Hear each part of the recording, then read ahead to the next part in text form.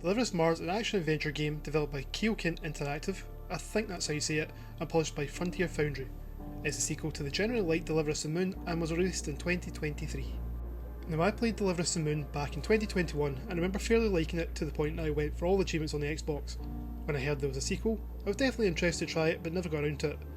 That was until I heard there was one of the games being removed from PS Plus in April 2025, so I decided it was now or never.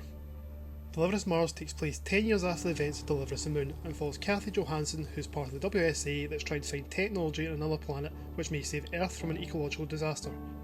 Kathy is added to a crew going to Mars to look for said technology, but Kathy also has an ulterior motive in that she's trying to look for her father, Isaac, who was a scientist that abandoned prior attempts to save the planet and fled when she was a wee girl. As much as this is a sequel to Deliver Us the Moon, and there are nods to the first game, it's a fairly standalone experience that can be enjoyed as such. I would recommend, however, playing Deliver Us the Moon first if possible though. Deliver Us Mars is a pretty easy trophy list with PSN profiles rating it a 2 out of 10 and saying it should take about 10 hours to complete. Music to the ears of any trophy hunter is that there are no missable trophies, yay. So the story can be enjoyed with a clean up after, which is what I did. Now let us begin.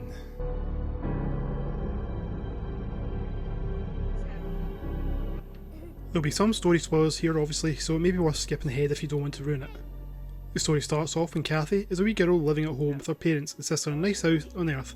Almost immediately, we pick up the first of our comic book collectibles and unlock the beginning of a beautiful collection. Kathy goes downstairs, enjoys the family atmosphere before going diving in the water beside their home. Must be nice, with her big sister Claire. Family bliss doesn't seem to last long though, as we jump to some point in the future when Isaac has decided he's done with Earth and it's time to get off. He tries to take Kathy with him, but while in the process of trying to run, when almost at the ship, Kathy falls and this allows Claire to catch up with him and stop her going. Isaac decides he has no choice but to continue on without her. This ends the prologue and unlocks the trophy Home Is. We then jump forward a number of years where Kathy is a young adult working for the World Space Agency, or WSA for short. Around the environment are many things that can be scanned with Kathy's Astro Tool that will provide some additional information and lore. I found my first scannable object in the WSA courtyard to unlock the trophy. Better jot that down for scanning the first object of interest. You'll know an object is scannable when a prompt pops up on the screen and you see the thing kind of sparkling.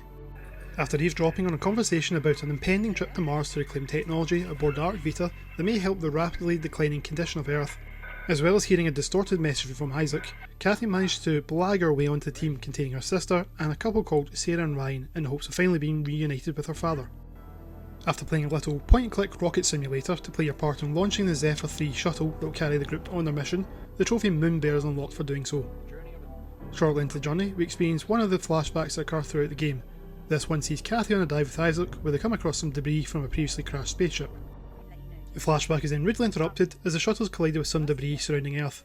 To assess the damages, Kathy goes on a wee jaunt outside into the deepest space, and it turns out the debris stuck in the thrusters of the ship and will require Kathy to use her Astro Tool to go about the tedious task of cutting it away.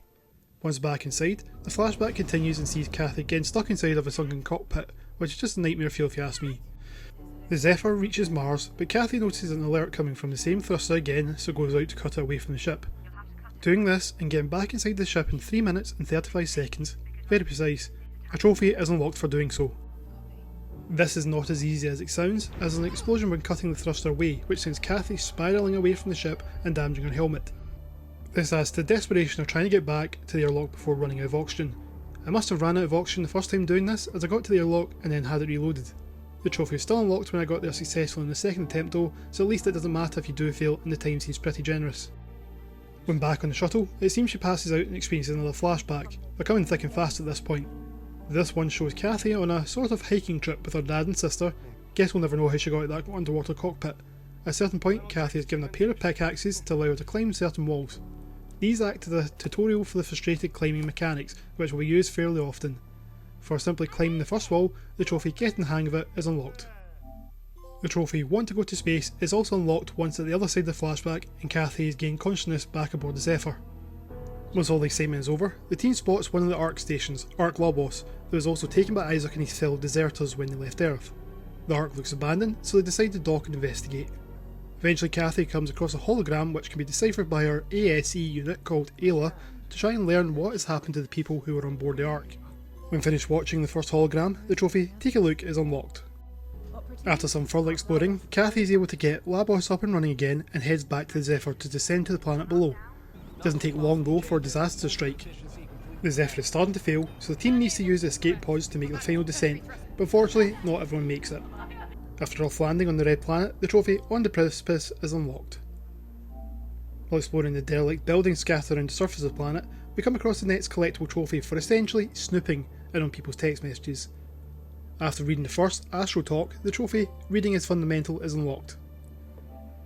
To be able to get around easier, Kathy makes a long and convoluted way through a quarry to a rover the hopes of be drivable. This includes the sometimes painful climbing mechanic which was learned in the previous flashback, but this time it involves manoeuvring Kathy along the side of a cliff wall with the slightest wrong placement of the pickaxe plummets Kathy to her demise. Once she gets to the rover, a sandstorm kicks off, so she decides to take shelter in the rover and try and get some rest to allow the storm to pass.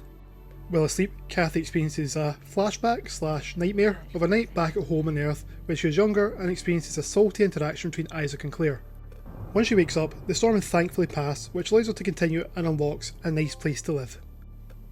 Kathy is able to make contact with Sarah and Ryan, who have already reached Ark Habitas, which would have been where everyone would have lived. After exploring Habitas to find some pain meds for Sarah who has been injured, with some pretty annoying puzzles included involving pointing lasers at the right thing, which is pretty much the main repetitive puzzle mechanic of the game, as well as some frustrating climbing, Kathy overhears that Sarah was ordered to bring some kind of weaponry with her to use if they encounter Isaac or any of the others who fled Earth. Strangely, Kathy doesn't agree with this, so while the others are asleep, she decides to leave the Ark early and dump the case for the weapons over the edge of a cliff. This unlocks the dream for these folks. Next to the cliff is what seems to be another abandoned facility that Kathy wants to explore, with Sarah warning her not to engage anyone she may come across. Making her way through the facility, she discovers more about the Mars colony and the difficulties they faced which caused them to splinter into a group wanting to stay and another just wanting to go back to Earth. No sign of life is ultimately found, and it turns out the signal they could see coming from the place was being caused by plants the colonists were trying to grow, producing oxygen. On the way back out, the elevator Kathy is using to climb plummets into freezing cold water in the caverns below. After clambering out, the trophy, not the rabbits, not the bees, was unlocked. Back at Ark Habitas, some bodies were found who looked like they were trying to defend themselves from something. Sarah and Ryan finally find out that Cassie's ACE unit can see holograms, a fact that Kathy neglected to tell them, which raises tensions a little between her and Sarah. The hologram shows the start of a civil war breaking out between the group that went to go home, calling themselves Homeward, and the Remainers and their leader MacArthur called Outward. Kathy pushes on without Sarah or Ryan following an ACE unit that belonged to someone called Rosa, who unfortunately didn't survive the war. Sarah has had enough and decides that the mission is over and it's time to leave. To prepare for departing Mars, Sarah gets Kathy to connect Ark Labos, but something goes wrong and it blows up after the connection has been established, greatly deteriorating their chances of leaving the planet. At this point, the trophy, like animals, is unlocked. Kathy goes out to find if a dish on Ark Labos is still in one piece to attempt to connect to it and give them a sliver of hope that they can leave. While making her way through the wreckage of Ark Labos, Kathy finds a hologram that tells her that a protocol was put in place by MacArthur to destroy Labos if anyone tried to connect it. His attempt to stop attempts to leave Mars. After manually having to clear rubble blocking the dish, Kathy is able to align it with Ark Habitas and get one step closer to going home, but not before she found her father. When Kathy gets back to Ark Habitas, she goes off to explore more of it, finding holograms showing Isaac putting an end to MacArthur's madness and a final message he left to try and send back to Earth for Kathy, but only a snippet managed to make it through, which is what she heard before leaving Earth. Sarah and Kathy have it out on the reasons they actually came to Mars, with Kathy realising she was only brought as emotional blackmail to make Isaac come quietly. Kathy is not having any of it and runs off without the others to finally try and locate her dad. At this point, Desperate Times unlocks. Before leaving Habitas, I found a model to scan which completed the On Running a Colony set in the Astro tool, which unlocks piecing the story together. Shortly after leaving the Ark, Kathy runs into another dust storm, which slightly makes traversal a little more difficult. Kathy eventually makes it out the other side of the storm and comes across a large dome-type facility, which turns out to be where the survivors of the Civil War have settled and continue to live their life in peace. Kathy's finally reunited with her father after all this time, who takes her to a replica of the home they've lived on Earth. Despite Isaac's attempt to butter Kathy up and staying on Mars, she realises that need to go back to Earth and try and save humanity. Sarah has managed to follow Kathy to the settlement and together they push on to Ark Vita, which has been used to sustain the colony. Unable to talk Kathy out leaving with the Arks to go back to Earth, Isaac decides he doesn't want to lose her again and accepts his fate. This finishes the story and unlocks the last two story related trophies, Wants and Needs and Delivered Us Mars.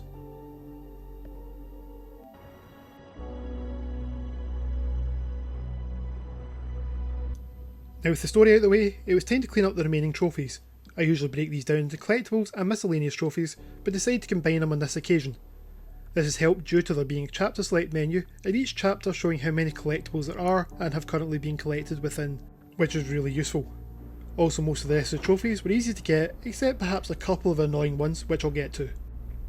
The first trophy I went after was in the first chapter. Shortly after Kathy leaves the relay she is trying to fix, she joins up with Ryan and they take a vehicle to get back to the WSA. However, when you first talk to Ryan, he gets in the vehicle and waits for Kathy to do the same. If you do nothing and wait a grand total of 5 minutes, the trophy Who Waits 5 Minutes seriously unlocks. Okay, never mind, you win. Just hop in already. Who waits 5 minutes? Seriously. After working my way through some of the missing collectibles, I eventually unlocked the next collectible trophy for completing 4 story profiles. Shortly after came the trophy for collecting all the Astro Talk text messaging things. Now came the first of the 2 trophies I mentioned, which involved the wonderful climbing and platform mechanics of the game. Shortly after landing on Mars in Chapter 4, Kathy finds a quarry she has to cross to be able to continue on. A trophy has been included in this, which requires you to get from the top of the cliff where discovering the quarry to an elevator at the bottom on the other side within 2 minutes. As suggested, this involves having to make jumps between platforms and use the pickaxes to get Kathy safely to the bottom, which sounds easier than it is. The climbing is stiff, and not all surfaces can be used to dig the pickaxes into, which means that one wrong move sends Kathy falling to her demise. This probably took a lot longer than it should have, partly due to frustration setting in and me making stupid decisions to try and speed up the descent. It doesn't take many failures before having to start at the beginning again, which is also not easy in its own right. The game kindly likes to make frequent autosaves, so you don't usually have to go back long if having to reload. The game does offer multiple recent saves that can be loaded from, but the further you go down into the quarry, the more autosaves are made, which makes it not as simple to reload at the top of the cliff to start again, and instead the chapter has to be started from the beginning again.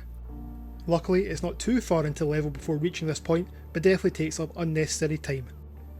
After many fails and frustrations, I was finally able to make it to the required destination in 2 minutes and unlock the pain of a trophy, which actually was the simpler of the couple of trophies like this, but we'll get to the other one in a minute. The next trophy is obtained during Chapter 5 while exploring Ark Habitats. There is a section that Kathy passes by of makeshift cells. Just before reaching the cells, there's a beam that can be unlocked, but no clear target for what to be used with. This requires a puzzle to be completed on the next level first and taking one of the beam splitters back to the prison floor. Completing the beam puzzle allows access to a locked cell which contains a team photo who I assume are members of the dev studio. Picking it up and looking at it unlocks a trophy called The Gang. Next up was the second of the aforementioned frustrating trophies. This is pretty much the same as the previous one, but it's just slightly longer, has a longer time limit, and is on an ice wall. The trophy, Quick Like a Cat, requires you to get from the top of the cliff again to the facility in 3 minutes and 15 seconds. All the same issues were present from the quarry climb and numerous fails and frustrations, and probably took a lot longer than it should have. There was a number of times I got to the required destination thinking I'd done it, for no trophy to pop, which just added to the annoyance of it. Couple this with having to start the chapter from the start again because of the auto-saving.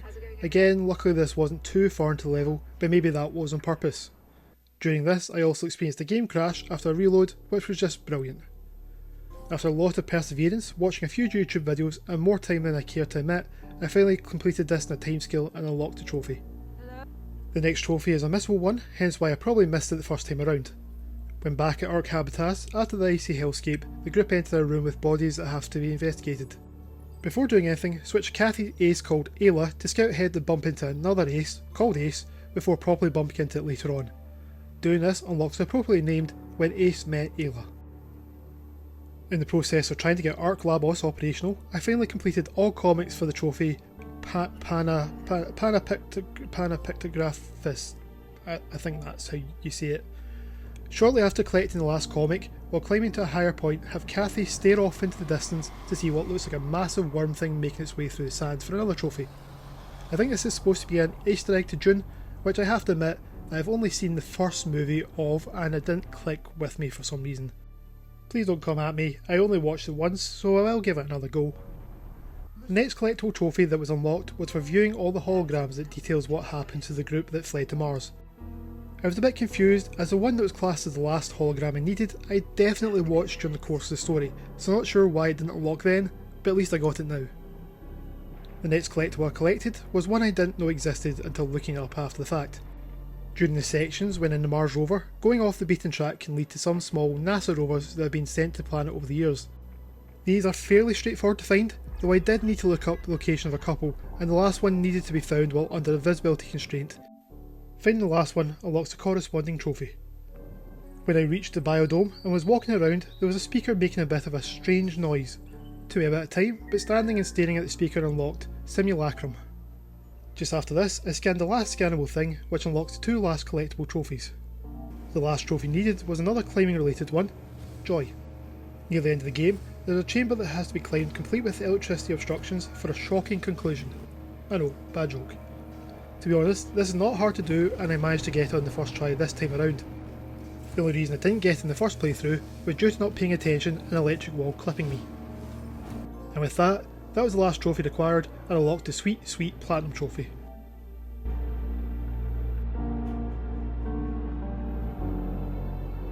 Deliver Us Mars was an okay game and a really easy platinum. I can't really remember how it compares to Deliver Us the Moon as it's been such a long time since I played it, but I did enjoy the story. The voice acting was also well done and brought life to the characters. Unfortunately, the issues with the game were everything else surrounding it. I've already made my frustration clear on the climbing and platform mechanics, which weren't the best, and I think it's safe to say some of the character designs and graphics were not great, but I am aware the game was made by a small team who have had to rely on Kickstarters to get the currently unreleased sequel, Deliver Us Home, off the ground, which I'm glad they managed to achieve and I'm sure will be given a try. Overall, I would give the game a 7 out of 10 and definitely worth a try if you enjoyed Deliver Us the Moon. As I say, it has been a long time since I played Deliver Us the Moon, and even though I did get all the achievements on the Xbox version, I have a copy on the PlayStation that I'd happy to platinum, so let me know if you'd like to see that. Thank you for watching this video. It has again been a while between uploads, which I'm still trying to improve, but thank you to anyone who has stuck around.